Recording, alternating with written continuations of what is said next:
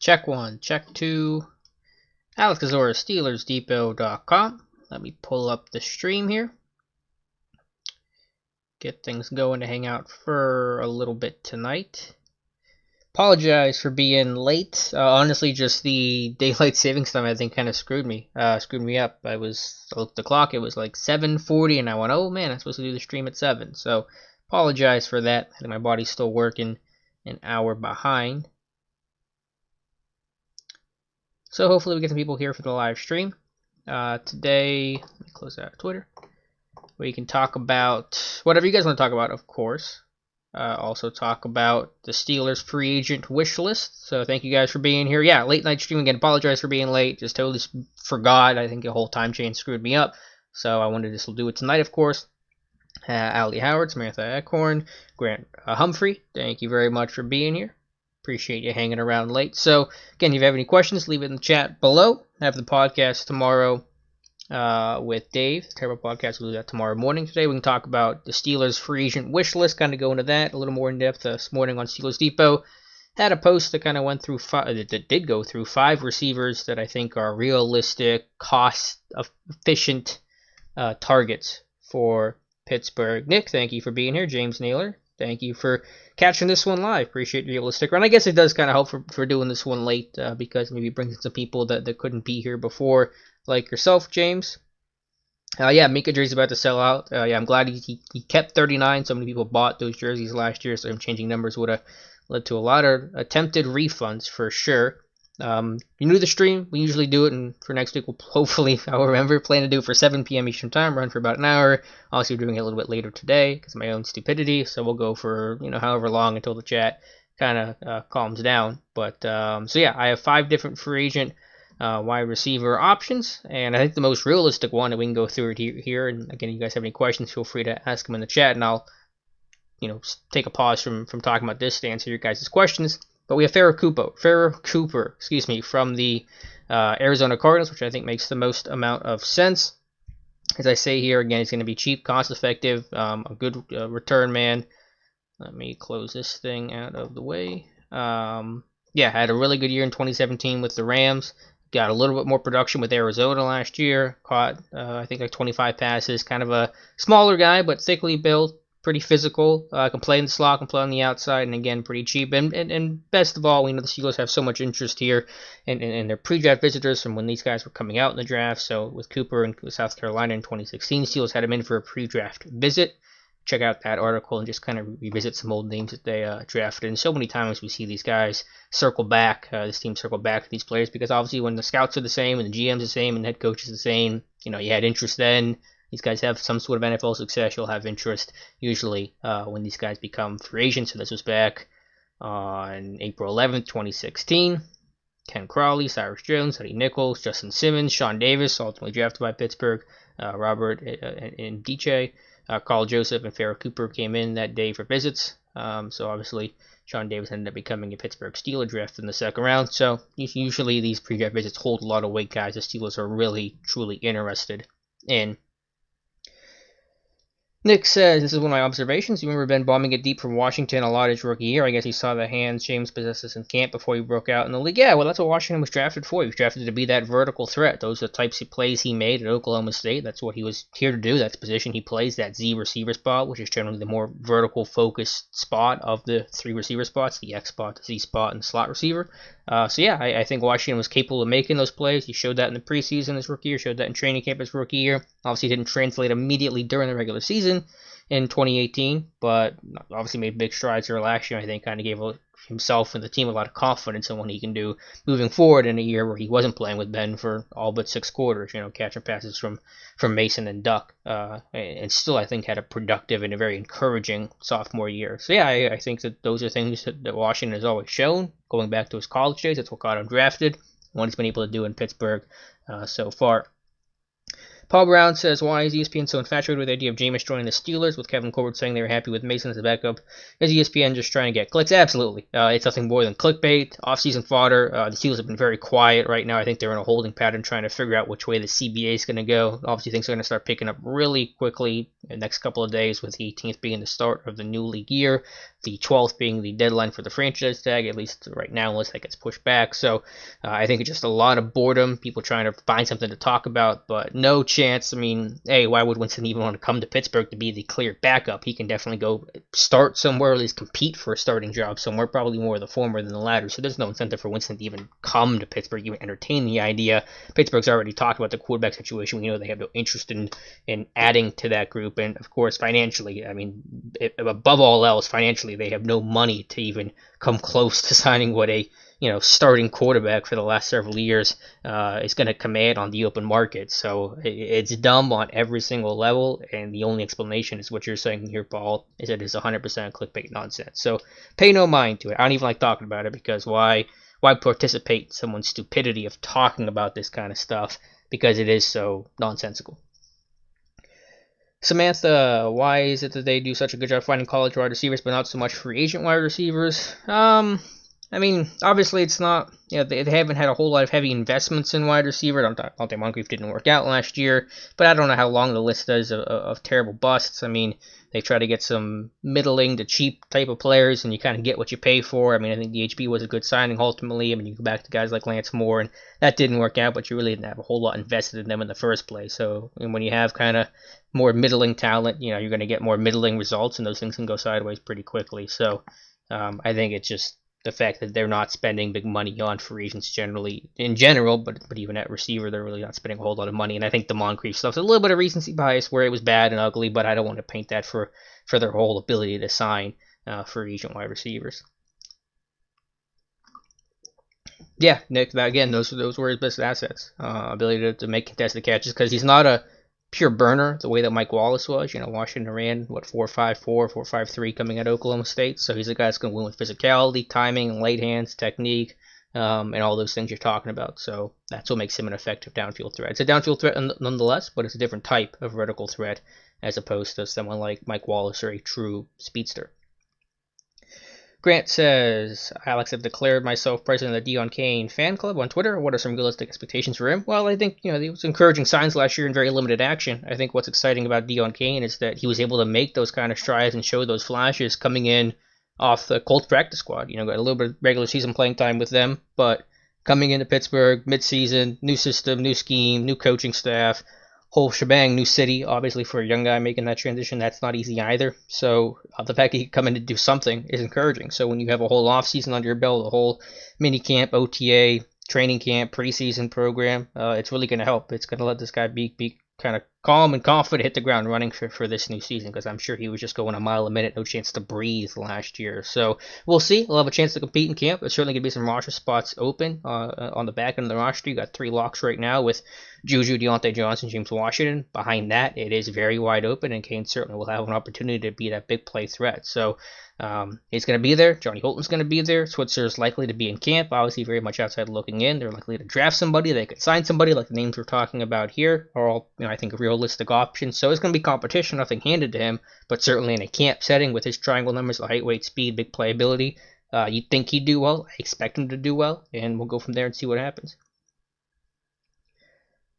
Yeah, Grant, I think the Moncrief finger injury from training camp that he injured early on for a couple of days probably affected him, but regardless, the production wasn't there and you had to move on.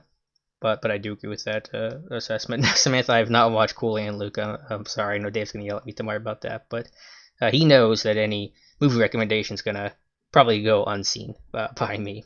So back to some of these receivers here. Chris Moore from Baltimore is a really cheap option, even cheaper than Cooper. Somebody I like coming out of Cincinnati that was kind of a James Washington type of vertical threat without the 4.4 type of speed.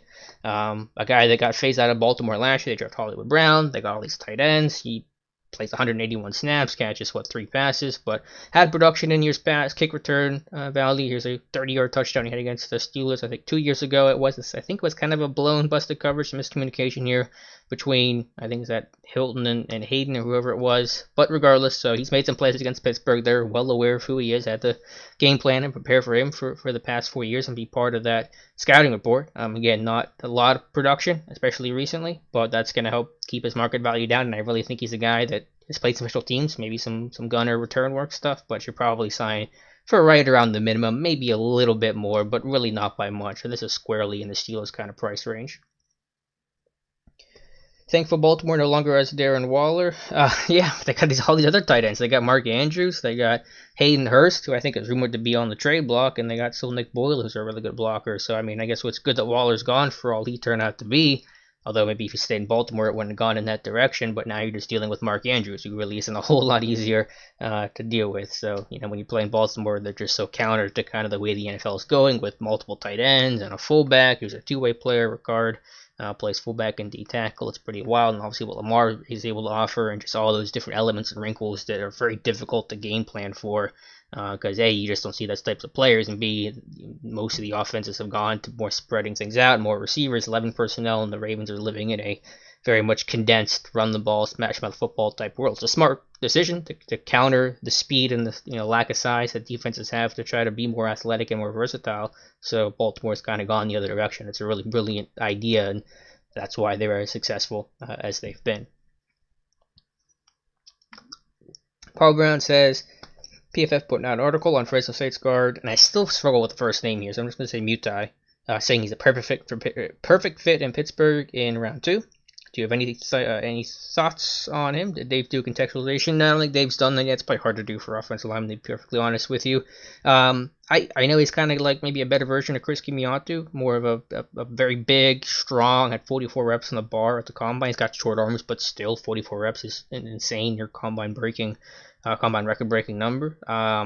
So you kind of have that classic profile of a big, strong, physical guard, but the injury history is super long. I mean, this guy just has not played a lot of football because he's had so many injuries. So the first thing, and this is why the combine is really important, is you get a good medical evaluation on Mutai, and I'm sure that was conducted by doctors for Pittsburgh and the entire league at Indianapolis. So you got to pass him medically first, and I have no idea where he's going to come in for his short-term prospects and long-term health. What is the issue for your long-term outlook? And you have a 10-year career as an offensive lineman like you would be expected to potentially have on the best case of things. So that's the first question.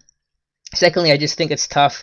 Like if you're maybe in Oakland last year, or some team with maybe Miami, for example, this year that has multiple first-round picks, and Mutai's not gonna headline your class. Like if you're Miami, you're picking at 5. Like you're gonna have someone that headline your class. You get picking at 18. You got a couple first-round players who can really be the stars and the face of your draft class. And I think you can kind of take a gamble on Mutai, saying, okay, even if the injury history doesn't work out, we get bit by that. We got these other first round picks, and those are the guys we're really counting on. So we kind of can stick our neck out a little bit for a high risk, high reward type prospect. That's fine. I think with Pittsburgh or any team that doesn't have a first round pick, and you take him at 49, and he is your guy, he's what's going to make or break your class, basically, especially with only 2 picks right now and barely in the top 100, even that third round comp pick is still going to come in for Pittsburgh. It's kind of hard to justify this being your guy and staking that claim. So I think there's still you're more risk adverse at 49 because you just want to get a really good player that, I don't want to say safe because that's a misnomer for the draft, but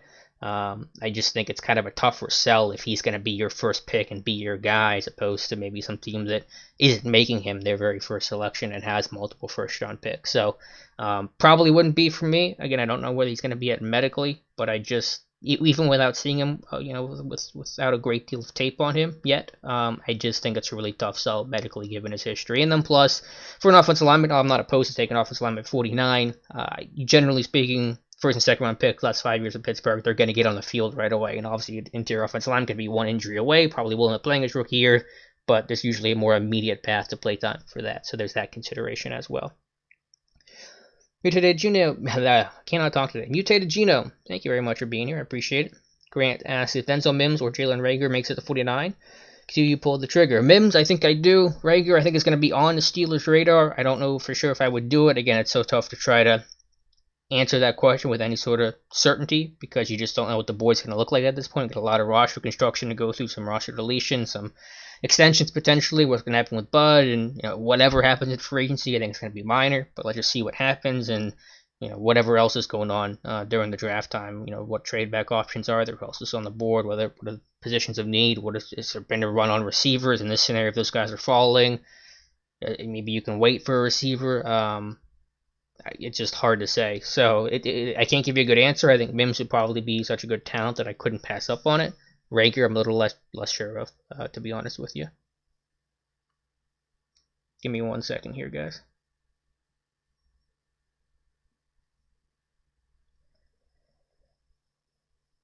Samantha asks, say Colbert trades a player in the draft for picks. Who do you think it would be and why?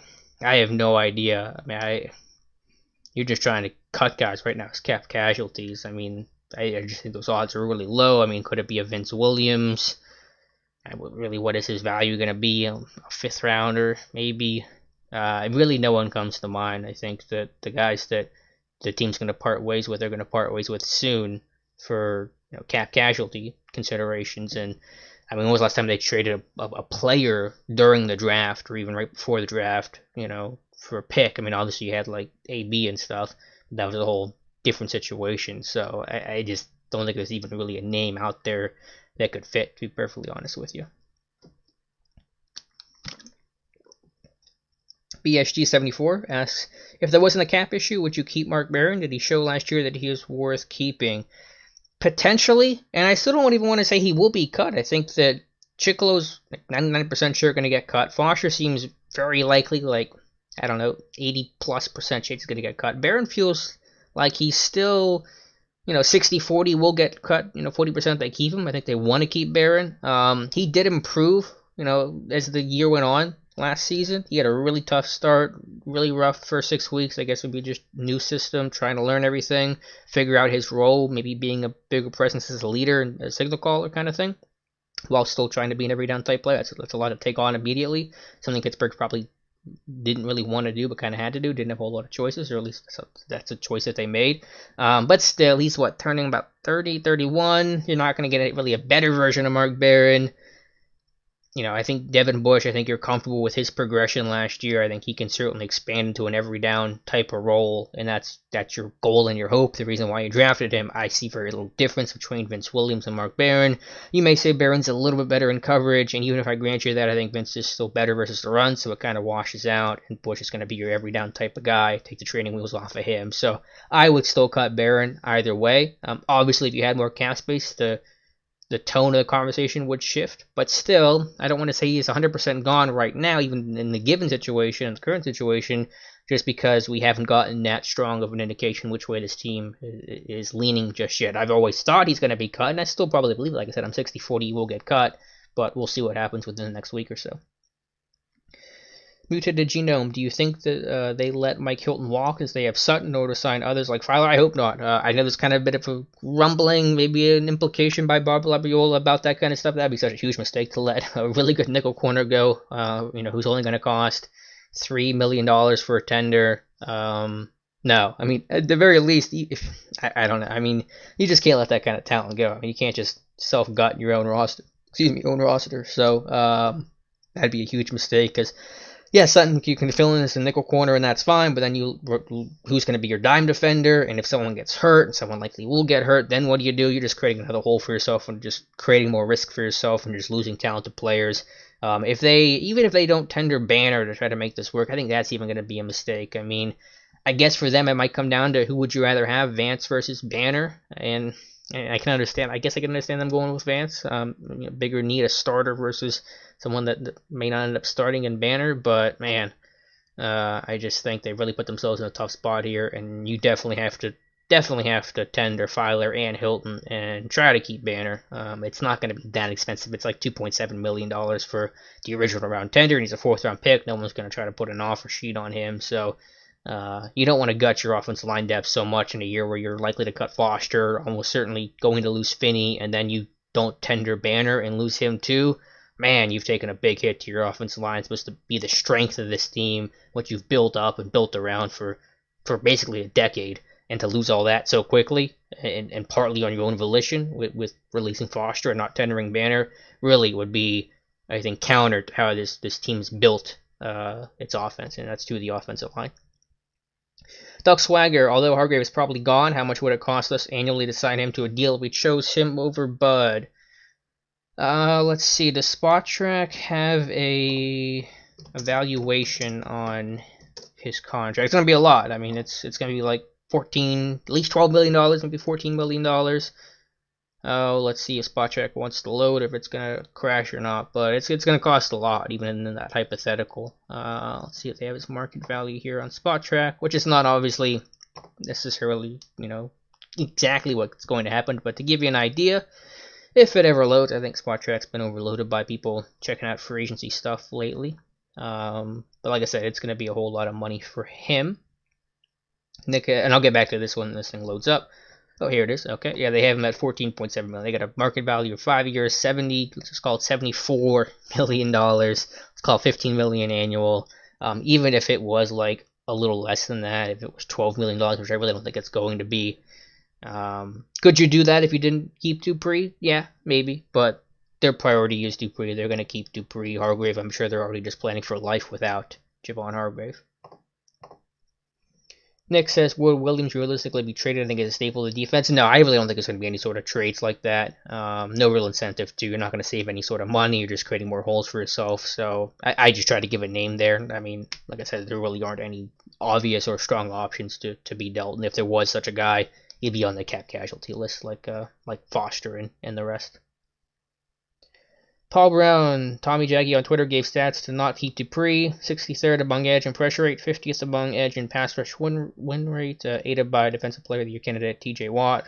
1 out of 5 good seasons. I think I've talked a lot about Dupree before. I think what you get with him is not just a pass rush thing. You're getting a whole complete package. You're getting the ability to drop into coverage, which they've minimized a lot, which I think is a smart thing to do, perfectly honest with you. But I also think his run defense is actually better than what he does as a pass rusher. So I think you get a complete every down type of player with good size, versatility. And yeah, does he aid it by Watt? I mean, I guess a little bit, but he's making plays last year against a tackle, and that has nothing really to do with TJ Watt. So I kind of more dismiss the idea of the Watt factor than maybe what some other people would consider. And then with the pressure rate, I mean, I did the numbers. I know his pressures actually were pretty similar last year, but he was finishing more. We yelled at Dupree for years to finish more, get after the quarterback, that you're close to making these plays, you got to make these plays, and he does. Now we're talking about his pressure rate. It's just, what do you want the guy to do? So I think if you look bigger with Dupree, that you're not just bringing him back just to be able to rush the passer, but you're doing that to get the whole complete package of Bud Dupree. And again, if you don't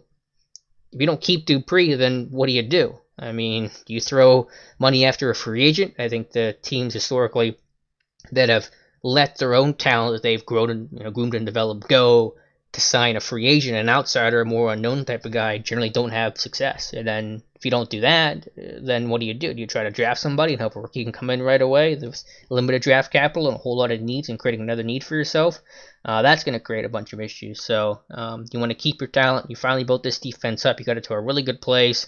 Dupree's finally turned the corner. You were so patient with him. You're finally getting that investment to pay off. And then the second that happened, you let him go.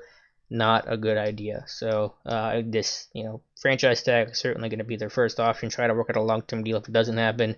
There's a question about his, still his long-term future and your cap allocation issues with him and TJ Watt, needing a contract, and what do you do a year from now? But those are conversations that I have a year from now. I'm really happy with the way Dupree played, and if they tag him, I'll have no issue with that. Grant says I'm really sad to Hargrave go, man. Yeah, I will too. But hey, he earned it. Good for him. I mean, South Carolina State guy, very light recruit coming out, didn't have a lot of offers, self-made man. So I'm just happy for him making a living off of this and having a great career. So I think that's the thing you should focus on, is that he was a really good player at Pittsburgh, and the dude's earned it. So I'm just happy for him from that perspective. Do you think the CBA will pass this Saturday? Big hope for the Steelers. If it did, it will be a big help. BSG74. I have no idea if it'll pass or not. My feeling is yes, but I don't even know. I mean, I go back and forth because the players that are making no money are going to want it because they get a bump in salary, and that's good for their immediate short-term interest, which is fine. I understand that, but you have a lot of pressure from a lot of big-name players that are saying no. And you had, I think, 14 union reps that voted against this thing that are probably telling their players, no, don't vote for this thing. That's why I voted no for it in the first place. Now I'm getting at 17 that voted yes for it, and they're saying the same thing, but I think it's a pretty clear split there. And when you got some big names like Aaron Rodgers and J.J. Watt and so many, Richard Sherman, others that have come out publicly against this deal, I think it's going to have a lot of influence on these young guys that are just kind of following the lead of the stars. So I think it's going to be close. I don't know what the results are going to be, but you're right, it would be a big hope for Pittsburgh. Real quick, I just want to go through one of these receivers' names here. Trevor Davis from Miami was an electric guy coming out of Cal. Bounced around a lot, has been traded, cleaned off of waivers, was, I think, in Miami very briefly at the end of the season. But kick return guy, a little bit piece as a receiver. You see an end around here for 60 yards with Oakland. Just, again, low-level guy would not even be guaranteed a job. Might be an outside-looking-in type of guy for a free agent option at receiver, but someone worth adding to the mix that can create some big plays, help you out in the kick return game, which, of course, has been abysmal for the last 3-4 seasons in Pittsburgh, and you're just looking for some guys that can maybe help you there. And obviously Diontae Johnson could still be an option on punts, but maybe someone like Trevor Davis could still look on punts as well. And then Philip Dorsett from New England, who kind of had a middling career, never really broken out the way he wanted to. Said he's probably going to test the free agency market this year. He wanted to go to New England last year, didn't really work out the way he wanted to. He's going to look at other options. Pittsburgh, I don't know if anyone's going to offer him as a starter, but a guy that has some big playability, and I think if he wants to come as a number 4, I think that's an option. And Pittsburgh finally, Paul Richardson from Washington. I wasn't going to include him, but Ike Hilliard, the new Steelers receiver coach, coached him in Washington for the past 2 years, was a kind of a bust in Washington. Signed a big money deal, struggled with injury, struggled just overall with production there. But I think he does make sense as a kind of still youngish, I think 27 years old, vertical threat. Probably going to be maybe a little too expensive, and maybe there'll be a better opportunity elsewhere. So this is kind of more of the unlikelier names on this list, maybe the most unlikely of the 5 I've listed here. But with the position coach connection with Ike Hilliard, I think it did make sense and was worth at least putting him on this list. So that is the list of free agent receivers. You can check it out on Steelers Depot. It's sticky at the top of the page right now. Get back to the questions. Donald Nolan. Will Ben go back to 5 wide sets more once he's back? Who would be the 5 wide receivers you think would be lined up? Well, generally when they go 5 wide, they go empty. It's not literally 5 receivers. Usually it's 3 receivers, a tight end, and a back split out. You got so many guys in Pittsburgh that can split out. Connor, Samuels, Le'Veon Bell when he was around, was a guy that was very natural with being detached and out in space. So it's usually not 5 receivers. Even really, they've done 4 a little bit more 2 years ago than this past year. But you got Juju, you got Diontae Johnson, you got Washington. Those are your 3 starters. From there, we'll see what happens. And will they go back to more 5 receiver sets and spread things out? Yeah, I think obviously they're going to use them more than they did under, say, Mason or Duck, where it was a lot more conservative stuff, a lot more max protect kind of stuff. Yeah, granted, I agree. I mean, I'm sure Watt helps. Obviously, in some ways, Dupree's going to help Watt as well. But to say that, Dupree got better because of TJ Watt. Watt was pretty good the year before, too, and, Dupree didn't really take that next step. I think Dupree, for him, being healthy was the number 1 reason why he saw a lot of improvement last year, and that's the main reason why I attribute to his breakout campaign.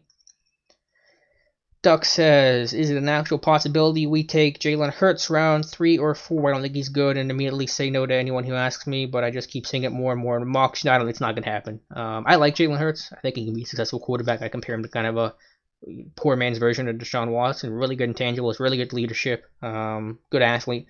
But not for Pittsburgh. Kevin Colbert's already said they're happy with the quarterback situation. They have so few picks right now. They have to invest that stuff in people that can help you win now. So, no, I know it's been mocked on like NFL.com. I think Chad Reuter's mocked it 1,100 times to Pittsburgh already. But no, pay no mind to that. Not going to happen. Yeah, Grant, I understand. Yeah, losing Hargrave is going to be a big loss because it's going to be hard to replace as well. Not a whole lot of options to do that. And God help us all if they decide to start Big Dan. Will the Steelers make some immediate small signings in the 18th when free agent opens, or wait a little into it? Probably wait. I mean, you never know for sure. We've seen some signings that have surprised us before. They usually aren't rumored ahead of time. Morgan Burnett was like a last-second thing. Darius Green was like a, whoa, where did that come from type of things. Obviously, those are bigger contracts, but generally they may wait things out a little bit. And when you're talking about signing small-level players, usually you have the first wave, all the big-name guys, the big-money guys, and once that well dries up, then you start kind of going after some of the smaller-name guys. So we'll see. I don't know.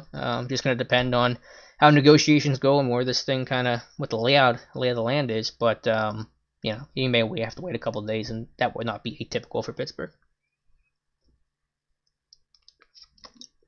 In the meantime, again, feel free to ask any more questions. We can kind of jump around to some player profiles we've done. Whole crew's done a great job this year with the player profiles. We have over 100 already. Our goal is to get to 200 by the draft, which I think we're going to be able to do fairly easily. I have a report here from Thomas Frank Carr, from Antoine Winfield Jr., who Dave actually had in his mock draft last week. The Steelers have kept Big Dan this long. He's about to reach his final form as a starter on the Steeler D-line. Yeah, he is the Frieza of the Steelers defense line. He'll still be on the roster, and as a backup, that's fine. They're not going to lose Hargrave and then go around and cut Big Dan in all likelihood. But as an every-down starter playing, 300, 400 snaps, yeah, hard pass on that one. So they better finally get the memo to make a change there. So yeah, a report on Winfield. Let me close this thing out. Yeah, I mean, an underclassman, bloodlines, physical. Could that be an option for Pittsburgh? Absolutely. Where he's going to go, we'll see. I think Thomas has a round 3 projection on him. And yeah, I think just overall pretty encouraging report. So feel free to check that one out. Last report that I did, I actually have one going up soon on Kevin Dotson, who the Steelers met with Louisiana guards, one of the best run blockers in the draft. I did a report the other day, last week, on Kayvon Wallace from Clemson, who I really like. And you look for sparky guys, look for athletes for Pittsburgh, and I think Wallace really fits. I think he is physical, he is versatile, a little bit stiff-hipped, but a guy with a lot of experience, a good amount of production. You can check out the report here. Have some gifts for you guys. And so yeah, we keep our player profiles at the end of every single scouting report, so you guys can go check out any past ones with links, of course, to them all. Yeah, Grant, I don't know why they kept Big Dan as much as long as they have. I will say McCullers has improved the last 2 years. I think Carl Dunbar has been one of the best things for him. I think his softer tone and touch has been really good for McCullers, teddy bear personality compared to John Mitchell, that was much more drill sergeant. Mitchell was a great coach and had a lot of impact on Hampton and Kiesel and Aaron Smith and Cam Hayward and so many guys, but probably just didn't mesh the best with Big Dan. So I think McCullers has been better, but still as better is not starter material. Knoxley, what's your best guess of what position we take at 49? I still can't answer that. I mean, it's kind of the ones I've talked about before. I think receivers still on the table just because of the strength of this class, but let's go through past the 18th, see what moves his teams makes in terms of who they cut and who they keep and who they tag and all that, and then we'll start getting a little better idea, but even then it's going to be hard because you just don't know when you're picking up 49 when you're that far away. It was hard to project what his team was going to do at 20 last year. We were sitting here at 20 saying we have no idea who they're going to take. We knew Devin Bush they loved, but if the trade didn't work out, what was going to happen? And I still don't know who they would have taken had they not been able to pull off that agreement with Denver. So it's so hard to even figure it out at 20, much less who they're going to pick at 49 on day 2 of the draft. So wish I could give you a better answer, but I simply just cannot right now, Knoxley. Besides defensive tackle, what's the biggest need on D? Seemingly resigned, but I think safety depth is non-existent. What do you have behind Edmonds and Fitzpatrick right now? You got nothing. And you're one injury away from someone needing to be a 1,000-snap type of guy. So that's a big concern. What happens if you're in week 2 in 2020, like 2019, and you lose Fitzpatrick or even Edmonds? How do you replace that? There are very limited options on this roster right now. That's a big problem. So I think safety depth was a position they ignored last year. They shouldn't have, but they did. Drafted a ton of linebackers instead, and now their depth is looking really thin. You got Dangerfield, who won't be tendered, will hit the market. I think he'll probably get re-signed on a really cheap deal, but still don't know. You got Marcus Allen, who could not make the roster last year till Cam Kelly got arrested and cut. He's played 17, I think, defensive snaps in his 2 years. You just don't have a whole lot of options there, so you got to replenish with safety depth. Javon478, could the Steelers be looking for some O-line help in the second round? Absolutely. I think that's certainly possible. Whether you're talking interior, probably more than tackles. The tackle class is really strong at the top, but once the top 25, you're through that, and 5 tackles are off the board, it's going to fall off on talent a good bit, and plus his interior line help is probably, I would say, the bigger needs. So you're looking for centers, guards, Cushenberry from LSU, Hennessy from Temple, John Simpson from Clemson, probably more 3rd, 4th round type of guy. But yeah, I think that offensive line is there. I think it's less likely than some other positions.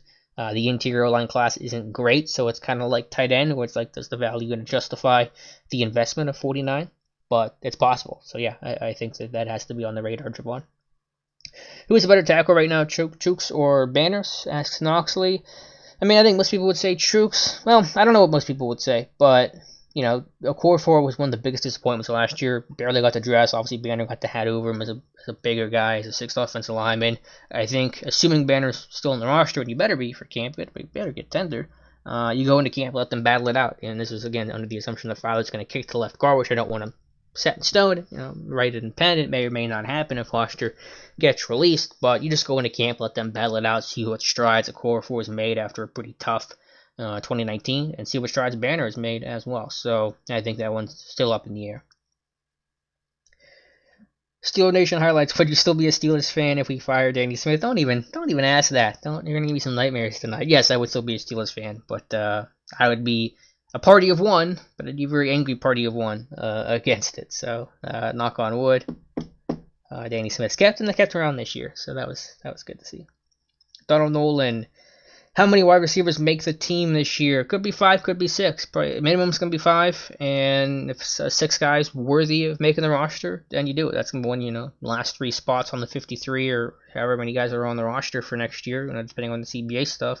54, 55, whatever the number might be. You just kind of see who's gonna earn that job. So you go into camp, let them compete, and put your best guys on the roster. That's a very cliche answer to give you, but you don't go in saying they're okay. We're going to keep 5. We're going to keep 6. You kind of just have an outline of who are the guys that are going to make it, who are the guys looking inside out, what guys are on the bubble, what guys are outside looking in, and you kind of go from there and just look at production and who plays well and who's going to help your team win, as opposed to a concrete, hard and fast set of numbers. That's probably a bad way of doing roster construction. Oh, what was I going to do next? Pro Day Tracker. We have a Pro Day Tracker, which we bump up every single time that there is some sort of news about where the Steelers are at for a Pro Day. And we updated that today. We do keep a running tab of who the scout was and what notable prospects were at that Pro Day.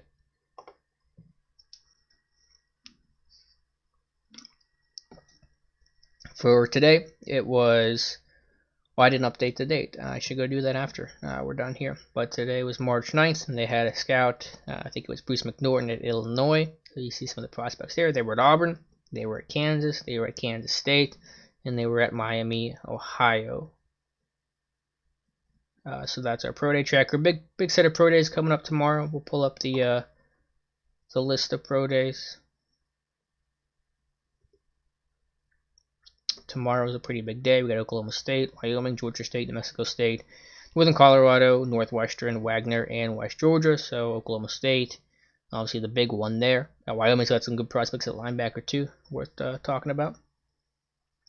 Steeler Nation highlights: will re-signing Vannett be easy for us? It should be pretty cheap. I don't think it's going to be a really high market for him. Tight end market did get pretty hot last year with guys like CJ Uzomah, Jesse James, Nick Boyle all got like $6 million per year, but Vannett shouldn't command that much, so I imagine it'll be pretty cheap.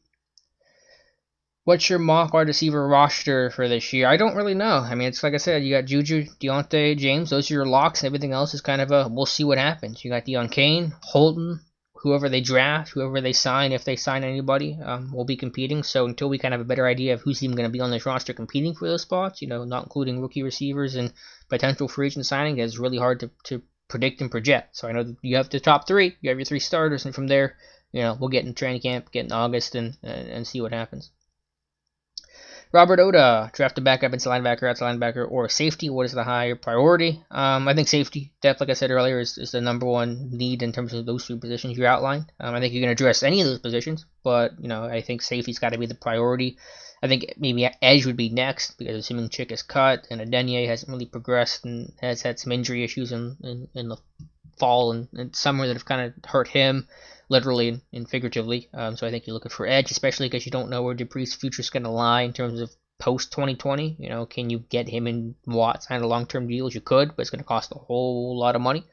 So I think edge you look at. Inside linebacker, I'm really excited about UG3's progression for his sophomore year. Obviously, Devin Bush's expansion. You still got Vince as your rock-solid guy who can work in base and nickel. And so I think you're decent there with some good special teamers and guys like Spillane. Hopefully you can re-sign Dirty Red for pretty cheap as well. Grant asks, when is Dayton's Pro Day? It's on the 10th? No, March 25th. That's for, I know you're talking about Adam Trotman there. He may be at Dayton. Sometimes those small school guys will go to a bigger school for a workout just because you have more eyes there, and Ohio State's Pro Day is the same day. So we'll see where Trotman's at. He could still be at Dayton. I mean, I'm not going to say he won't be, but I wouldn't be shocked if he went a little bit ways to Columbus to Ohio State to work out there. That would really get a lot of eyes, because it is tough for teams to send a GM or a head coach to Dayton to watch one guy when you can go to get places like North Carolina State, Ole Miss, Minnesota, Maryland, Ohio State, USC, West Virginia, when you can see a whole lot of prospects there. So we'll see where these guys go. St. John's is also, I think that's Ben Barch territory, I'm pretty sure. So we'll see if he's going to be there and work out there, or if he might go to Minnesota's Pro Day. It probably would be the smart thing for a guy like Ben Barch to do. Probably be the smart thing for someone like Adam Trotman to try to get into Ohio State's Pro Day. They have to be obviously allowed by the other schools and all that. It's not a guarantee, but that would make a lot of sense for those small school guys to go to a bigger stage. But also there's the risk of you're in a more unfamiliar place to work out. So there's a benefit to staying at school, staying at your field in a place where you're very comfortable and familiar with. So there's pros and cons. We'll see what happens, but it all gets answered on March 25th. Paul Brown, final question. Yesterday being his birthday, what is your favorite Hines Ward memory? We all know he's your favorite Steeler, Alex. And I love Hines Ward. I know I get people yell at me because I don't think he's a Hall of Famer and he's not going to make the Hall. Sorry, just I'm telling you the reality of it. Favorite Hines Ward memory? I mean, I think the one of him lighting up Ed Reed in that Monday night game was awesome. Kind of embodies who Hines Ward is. Just being more excited about that play than maybe any other. Obviously, his touchdown catch in Super Bowl 40 there, from Antoine Randall is really iconic. There was that one, I think it was also against Baltimore, and it was a negative play. I can't remember who it was that hit him. Might have been Terrell Suggs, but it was like in the fourth quarter or in overtime or something, and he got hit and kicks the ball straight up in the air. I think it resulted in a turnover against Baltimore somewhere in like the mid to late 2000s. And so that was just kind of one of those zany plays where it's Pittsburgh, and I think it was Baltimore, maybe Jacksonville, but one of the two. I just kind of remember that play for how crazy it was. He gets hit and the ball flies straight up in the air, and I think the turnover, and that was just kind of a wild play. But the hit on Ed Reed, and I think that was 07, the 75th anniversary game, was really iconic. Obviously, the hit against Keith Rivers too, but the one against Reed kind of sticks out more. The Super Bowl XL, touchdown catch from Randall, and then even I think in 04 against the Eagles when they beat the Patriots and the Eagles in back-to-back weeks, and I think both teams were like undefeated or had one loss, and that was old Ben Moore, the rookie year, and I think against the Eagles he had that little screen pass to the left side and kind of jumps over the goal line into the end zone. I think he did the bird dance too, so just a lot of fun. So I got a lot of good Hines Ward memories for sure. Some receiving, some of him as a blocker. What's the percentage of Steelers' interest in business and actually drafting those players? I don't know what the percentages are. They're obviously going to be low because you're going to cast a wide net of interest in players. You can only draft so many, so I mean the numbers might not be super impressive, but there's a pretty strong core. I mean, we don't know how it's going to be for second-round picks. I forget what the stats are, but for first-round picks, for example, every single first-round pick since Ziggy Hood, Tomlin, and or Colwood have been at that player's pro day. Again, not going to make as much of an impact this year because they don't have a first-round pick, but second-round pick, there's still a pretty high correlation between Tomlin and Colwood being at their pro day and that being the selection. So it is a strong correlation. I don't know exactly what the percentages are, but the correlation is high. AJC, would it be cheap to re-sign Sean Davis? I don't think it's going to be as cheap as it would need to be for him to come back. I think he's going to go somewhere else, try to find a starting opportunity. He's not going to find that in Pittsburgh. This guy was a 2.5, 3-year starter in Pittsburgh before getting hurt, so I think he wants to look for that opportunity again. I think there's a better chance of outside of Pittsburgh he'll find that. What college will we see Colwood or Tomlin at first? That's a good question. I have not really thought about it. Let's go through the pro day list here. Got Oklahoma, Gallimore, Wisconsin, Clemson. They're usually at Clemson, so that might be a good one to mark on the calendar for there. And I think Pittsburgh was coming up here too. Penn State on the 17th. Pittsburgh, when is Pittsburgh's pro day? Maybe it's a little bit later. It is on the 18th. So I would probably say that's the first day of free agency too, so we'll see about that. I would probably say at the latest we'll see them at Clemson on the 12th. Let's see where they were at last year. They went to probably about 10 different pro days, at least that we know of, but usually we know where those guys are at because they're you really can't hide their faces too much. Definitely always go to Ohio State, right? They usually go, I think they've skipped it 1 or 2 times in the past. Let's see where they were at last year. Tomlin was at, I have the wrong year. Let me pull up 2019. That would be helpful. Tomlin was at Clemson. He was at Michigan, West Virginia, LSU, and that was it for Tomlin. And Colbert was at let me put in Kevin Colbert because his son is on as an area scout for the MAC Midwest schools. Kevin Colbert was at Clemson, Michigan, Michigan State, something where Tomlin was not at, Alabama, Tomlin was not there, Notre Dame, West Virginia, LSU, and Texas A&M, and Texas as well, and Houston also. I'm looking at Isaiah Johnson, I bet that that year. So I don't think they were at Ohio State last year. Let's see who was at Ohio State. Now, all we knew for Ohio State last year was Adrian Clem, assistant offensive line coach, Matt Sims, who's kind of a offensive assistant, works with the quarterbacks, and then Dan Colbert. So maybe they had somebody else there. We don't always see everybody, but it did not look like Tomlin nor Colbert were at Ohio State. Colbert was in Notre Dame that day, so he was not at Ohio State. And Tomlin, I don't know if he was. We know if he was anywhere. He was in West Virginia the next day, along with Colbert. But we know Colbert was not at Ohio State last year. He was at Notre Dame. We'll see what happens this year. Good chance they're going to be there, though. Robert Oda, since Thursday is the last day for the tag, has there been any long-term talks with Bud? Sorry if you already answered this. I came in late. No one's asked you. I don't know the status of any sort of long-term conversation. They may have had it informally. I doubt they're going to do it by the time the tag deadline rolls around here in 3 days. Really 2 days, because it's about to be March 10th. So it's going to be tag first, and tag will afford you more time to try to work out a long-term deal. You'll have till mid-July to try to work on an extension. Again, will it happen? Hard to say. It's going to cost a lot of money because you're doing TJ Watt. That's going to cost $23-25 million. The longer you wait, the more it's going to cost. And to try to fit Dupree as your cap allocation for us linebackers will be difficult to do. Not possible, I suppose. I'm sure financially a way to get it done with the new CBA agreement to kind of kick that 30% rule out and give yourself some more flexibility, more options. But will be very costly to keep both of those guys. So tag first, go from there. Knoxley says, I have a screenshot of Tomlin looking at Hurts services. We will hear about it all the way until the draft. Yeah, don't even remind me. I'm sure people will go crazy about that. But I don't think you have a whole lot to worry about when it comes to them taking a quarterback this offseason. Next offseason, maybe. See what Ben is like coming back. See what Rudolph's progression is in the preseason. And should he see game action in the regular season. But not this year. And I would personally do the same with running back. I think quarterback, running back are conversations to have next year, not conversations I would be very interested in having in 2020.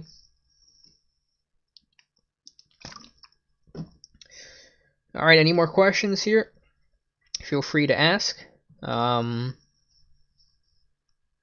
or we can start wrapping up the stream. Again, we'll be back Monday at 7 p.m. Eastern Time for an hour. I promise I'll be back as scheduled. Thank you guys for sticking around late, being here late. Certainly appreciate that. Like I said, hopefully got some new people here in the chat.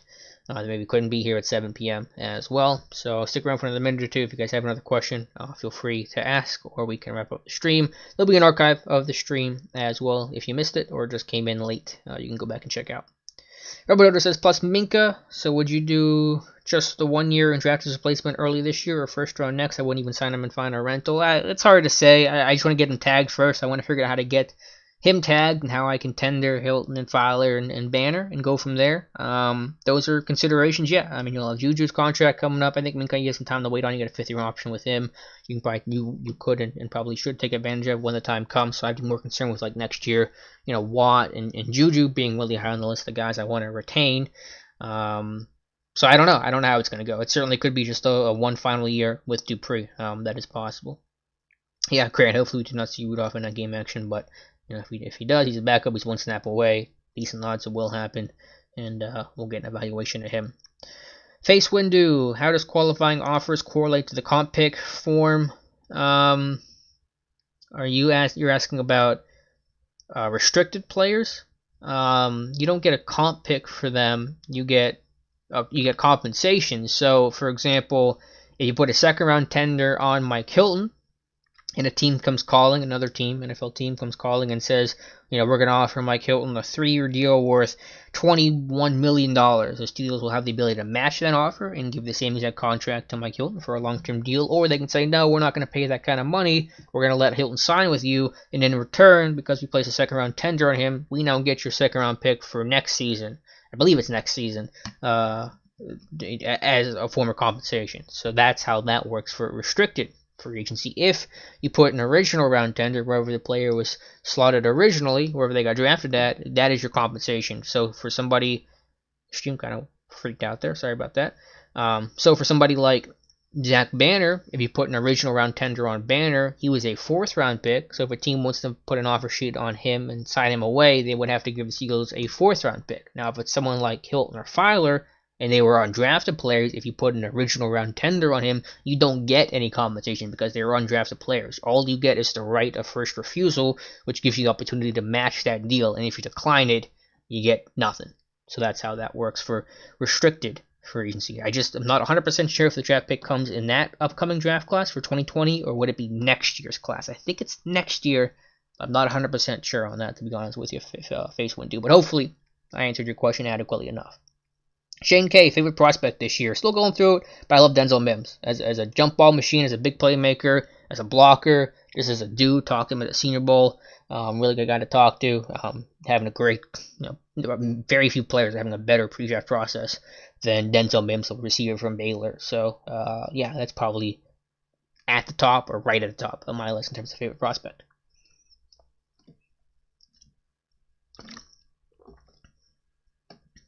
Alright, guys. I think I'm going to call it a night. But thank you guys for being here for the stream. If you have a question, go ahead and ask really quickly. I can answer it here before I wrap up the stream. But again, we have on Steelers Depot, free agent wish list, mock draft, talking about Banner here, potential kind of cryptic tweet at Banner. We'll look at that really, really quickly. Yeah, Grant, big Denzel Mims fan, for sure. Yeah, Banner tweet here. Every ounce of my soul wants to play in the black and gold this season and every season after that, but I trust my agent to have my entire career, so hopefully we can get something done before free agency. Regardless, I'm grinding. I want to be 1 of 64 tackles. That means a starting tackle, 32 teams, 2 tackles for each team, 64. Tendering, easy thing to do. Steelers don't do it. Be pretty surprising, but it speaks to their cap, uncertainties, their cap issues. That if you want to keep McDonald and you want to tag Dupree, I don't know how you do that without doing something kind of crazy and drastic and unexpected, and that may mean not tendering Zach Banner. I think it's the wrong decision. Got to be a different way to do it, but that may be the calculation this team is making. Alright guys, Nick, thank you so much for the kind words. Yeah, we'll be back Monday, 7 p.m. Eastern Time. Again, I apologize for the stream being late, but thank you for being here. It really means a lot. You guys always being here, hanging out. Archive the stream if you missed it or picked it up halfway through. It'll come up on the channel here in a little bit. Grant asks, why is CDI Wilma your favorite Steeler ever? Because great special teamer. I love the special teamers, the little guys, the guys who get no respect, and he was the guy that teams had the game plan for. Remember Bill Cowher saying that the teams had to figure out a way to deal with CDI Wilma. Plus, it's a fun name. And growing up as a kid, it was kind of a quirky name, and it's pretty eye-catching, fun to say. And combine that with his awesome plays as a special teamer, as a gunner, made him an easy guy to root for. So thank you guys. Samantha, thank you so much. And be safe, and we'll talk to you soon.